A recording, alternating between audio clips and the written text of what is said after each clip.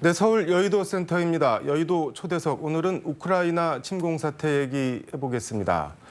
고려인과 이주민들의 주치의로 잘 알려진 국회의원 스튜디오에 모셨습니다. 광주 광산갑 민주당 이용빈 의원 오셨습니다. 의원님 안녕하세요. 네, 반갑습니다. 네.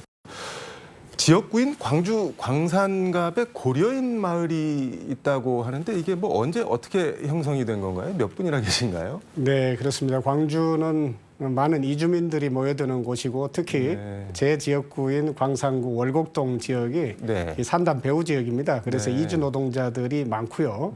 특히 고려인들은 2002년 이후로 많은 분들이 모이셨는데 지금 한 4,000분에서 한 7,000분 정도가 고려인 마을을 이루고 계십니다. 네.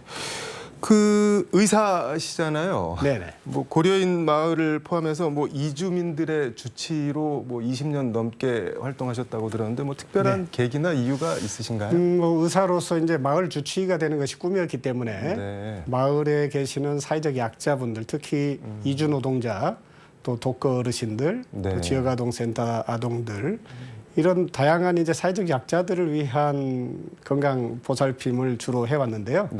그런 과정에서 고려인들에게도 다 뭐 자연스럽게 주치의가 된 거죠. 네. 8일이죠. 우크라이나 피난민들을 직접 만나보기 위해 폴란드를 방문하셨다고 들었는데 11일 날 그저께 돌아오신 거죠, 그렇습니다. 새벽에. 어디를 보고 오신 건가요? 네, 폴란드를 가게 된 것은 우크라이나 난민들 중에 특히 고려인들의 관심이 있어서 제가 이광재 외교통상위원장을 동행을 한 건데요. 특히 이제 우리나라가 우크라이나 전쟁과 관련해서 여러 가지 인도적 지원을 하고 있지 않습니까? 현장을 좀 잘 살피기 위해서 갔고요. 특히 바르샤바에 있는 수용시설을 잘 살펴보고 그곳에 우리 고려인들도 만나보기 위해서 갔습니다. 뭐 직접 보시니 어떻던가요? 뭐가 제일 필요해 보이던가요? 사실 제일 인상적이었던 것은 폴란드 국민들이 이 우크라이나의 난민들을 대하는 태도였습니다. 그분들께서는 예컨대 국경에서 난민들이 오는 행렬도 길었지만은 폴란드 국민들이 그들을 맞이하기 위해서 아주 긴 행렬을 이룰 정도였다고 해요. 특히 손에 장난감 같은 것들을 들고, 왜냐하면 그 난민들이 주로 어린이, 노약자들이었기 때문이죠. 그래서 그분들을 보통 이제 한 400만 명 정도의 난민이 발생했다고 하는데 400만요? 네. 그중에 한 250만 명이 폴란드로 갔습니다. 그중에 한 100만 명 정도가 폴란드의 개인 가정으로 갔다고 해요. 그 정도로 폴란드 국민들의 관심이 뜨거웠고요. 그분들이 오픈 하트라는 말씀들을 하시더라고요. 열린 마음. 열린 마음으로 우리는 난민들을 대하고 있다. 특히 폴란드에서 거주하고 싶은 난민들에 대해서는 주민등록 거치게 되면은 사회보장까지, 그러니까 교육, 의료 모든 것을 폴란드 국민하고 똑같이 받을 수 있는 그런 우크라이나 특별법을 제정했더라고요. 난민이 아니라 국민으로 받아들이는. 그렇죠. 국민으로 받아들이는 겁니다. 대단히 인상적이었어요. 이게 11일 우리 국회에서 그 젤렌스키 우크라이나 대통령이 화상 연설을 하면서 도움과 지지, 지원을 호소했는데 같은 날 기자회견을 하셨잖아요. 네, 저도 함께 좀 일종의 폴란드 방문 보고를 드린 건데요. 뭐 어떤 내용이었나요? 특히 제가 이제 좀 눈물겹게 느꼈던 것이 우크라이나의 고려인들입니다. 그래서 고려인들과의 간담회 내용을 좀 보고를 드렸고요. 이 우크라이나 고려인들은 사실은 강제 이주 과정을 통해서 중앙아시아로 이주된 분들의 후손이기 때문에 국적이 없는 분들이 많았습니다. 그리고 국적이 없기 때문에 그 누구도 법적으로 좀 보호를 해주지 못하는 그런 상황이었는데 또 전쟁을 맞이하다 보니까 연해주 지역에서 중앙아시아로 이주했던 이 조상들, 그리고 할아버지 할머니들한테 많은 이야기를 들었을 거 아닙니까? 근데 또 이주를 당하게 된 것이기 때문에 그 서러움이 복받쳐 올라서 많은 눈물을 보이셨습니다. 이게 그러면은 뭐 국적도 지금 없는 상태라고 했는데 이런 고려인 피난민 관련해서는 뭘 어떻게 해야 되는 건가요? 저희들로서는 이제 제가 발의했던 재동포 포용법이 대단히 중요한데요. 네. 현재 무국적 상태에 있는 재외 동포들에 대해서도 네. 저희들이 우리나라에 쉽게 들어오실 수 있도록 조치를 하는 것이고요. 네. 그분들이 또 국적 취득에 용이하게 할 수 있는 법적 조치를 하는 것입니다. 네. 이게 지금 일단 우리 국가로 그러니까 한국으로 입국시킬 수 있는 뭐 특별한 조치나 방법 같은 거는 없나요? 일단 외교부에서는 적극적으로 대응을 하고 있고요. 네. 현재 파악된 바로는 한 500여 명 정도의 고려인들이 네. 한국으로 오고 싶어 하셔요. 네. 일단 그분들을 좀 잘 모아서 네. 그러니까 그분들이 독일이나 폴란드에 좀 흩어져 있거든요.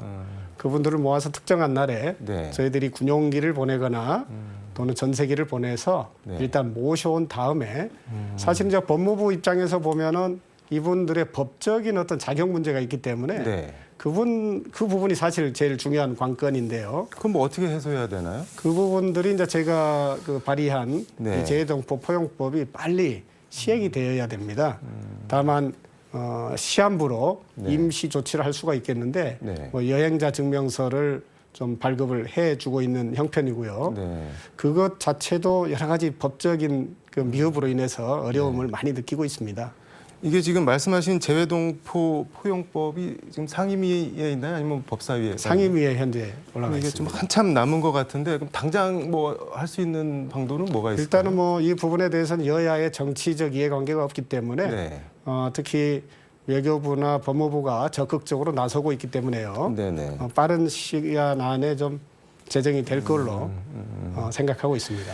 이게 법안을 떠나서 이분들이 국적이 없으면은 뭐 여권도 없을 테고 당연히 뭐 한국 들어오는 뭐 비자 이런 건 없을 텐데 이게 그렇죠. 뭐 어떻게 모셔올 수 있나요? 그러면은? 그런 부분들이 일단은 외교부 특히 폴란드 대사관에서 네. 이 부분들에 대한 여러 가지 근거들을 좀 만들어서 네. 일단은 좀 모셔올 수 있도록 할 예정이고요. 네. 일단은 국내에 모셔온 다음에 여기서 법적 절차를 좀 완결하겠다 그런 계획을 가지고 있습니다. 이게 피난민 구호 등에 관한 긴급 호소문 뭐 이런 거를 발표를 하셨던데 주 내용은 뭐 어떤 건가요? 주로는 이제 우크라이나 난민들 전쟁 상태에 있는 네. 분들에 대한 인도적 지원이죠. 그 의약품 지원이나 긴급 식량 같은 것들이 절실하고요. 네. 특히나 우크라이나에 현재 체류 중인 고려인들도 꽤 있습니다. 아, 네. 네, 그분들에 대해서도 주 우크라이나 대사관에서 네. 적극적으로 좀 나서기를 바라고 있고요. 네. 우리가 거기에 이제 긴급 물품들을 좀 보내드려야 되는데 저희가 이제 보낸 게 있나요? 우리나라가? 아직은 없습니다. 없습니까? 현재는 WFP 그러니까 네. 세계 식량기구를 통해서 네. 간접적으로 저희들이 재정적인 지원을 하고 있고요. 네. 그런 부분도 좀 더 많이 늘려가야 될 걸로 보고 있습니다. 뭐 지원이나 법안 관련해서 국회에서 할 일이 좀 있을 것 같네요. 그렇습니다. 뭐 어떤 게 있을까요? 일단 말씀드렸던 네. 이 재외동포 포용법 네. 빨리 개정될 수 있도록 조치를 해야 되고요. 네. 군용기를 보내기 위해서 저희가 현재 네. 정부에 적극적으로 요청하고 있기 때문에 네. 국방부하고 잘 협의해서 네. 그런 부분이 빠른 시일 안에 이루어질 수 있도록 최선을 다할 예정입니다. 다른 거는 뭐가 더 있을까요? 사실 이렇게? 소외되고 있는 부분들도 많이 있습니다. 네. 예컨대 우크라이나에 네. 한국 교민들도 꽤 있으시거든요. 네. 예컨대 이제 그 교민들이 가족이 있을 거 아닙니까? 네. 근데 가족들은 러시아 사람이거나 우크라이나 국적을 네. 가진 분들도 있고 가지지 못한 분들도 있고 해서 네. 이런 부분들의 가족 관계를 증명해야 되는 어려움이 또 있어서 네.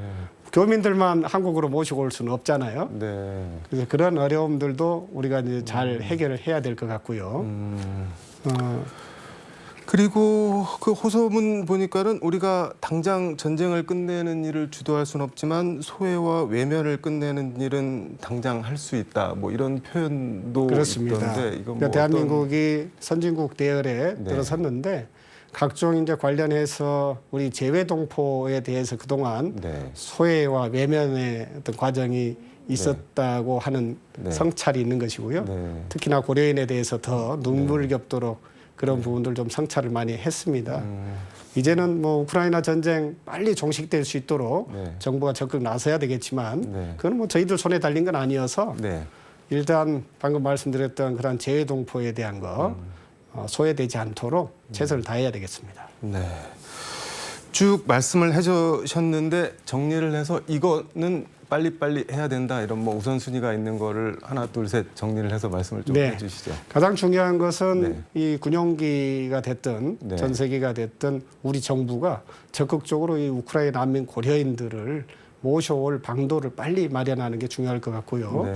그 외에도 저희 정부가 재정적으로 인도적 지원을 아끼지 않고 있는데 그 부분이 좀 더 확대될 필요가 있습니다. 그런 부분에 대해서 발빠르게 나서야 되겠습니다. 네, 말씀 잘 들었습니다. KBC 광주 방송 시청자와 국민, 정부나 국회에 드리고 싶은 말씀 혹시 다 아직 못한 말씀 있으시면 편하게 한 말씀 부탁드리겠습니다. 네. 전쟁 상태에 있는 이웃 국가의 국민들에게 온정을 손길을 내미는 것은 당연한 일입니다. 적극적으로 나서야 되겠고요. 특히나 고려인 재동포뿐만 아니라 지금 외국에서 우리 국익을 위해서 애써 오신 많은 재동포들에게 그런 후회가 남기지 않도록 특히 우크라이나 고려인 난민들에 대해서 적극적으로 군용기를 보내는 일에 나서 주시기 바랍니다. 제가 이거를 까먹고 안 여쭤봤는데 이분들이 일단 입국한 이후에도 뭐 생활이나 이런 거가 좀 도움이 필요할 것 같은데 이건 뭐 대책 같은 게 있나요? 네, 그렇습니다. 폴란드 사례를 보더라도 우리가 재동포들이나 우크라이나 난민이 우리나라에 왔을 경우에 우리 국민들과 동일한 정도 수준의 사회적 지원을 좀 받을 수 있어야 된다라고 생각하고요. 특히나 일자리 문제가 이제 중요할 텐데 거주 문제와 어떤 일자리 문제잖아요. 특히나 나이가 많이 드신 분들에 대해서도 이런 사회적 지원을 꼭 잘 해야 되겠죠. 알겠습니다. 이주민들의 주치의를 넘어서 계속해서 국민의 주치의로 선량으로 좋은 역할 많이 해주시기를 바라겠습니다. 종종 자주 스튜디오에 모시고 좋은 말씀 많이 듣도록 하겠습니다. 오늘 말씀 감사합니다. 감사합니다. 네, 모든 사람은 자기 나라를 포함한 어떤 나라로부터도 떠날 권리가 있고 다시 돌아갈 권리가 있다. 세계 인권 선언문 제13조가 명시하고 있는 떠날 권리와 돌아갈 권리입니다. 하루속히 러시아의 우크라이나 침공 사태가 해결돼서 타국을 떠돌고 있는 수백만 우크라이나 난민들이 하루라도 빨리 전쟁과 죽음의 공포가 없는 그리운 고향으로 돌아가 가족과 함께 할 수 있기를 바라겠습니다. 지금까지 서울 여의도 센터에서 전해드렸습니다. 광주 나와주세요.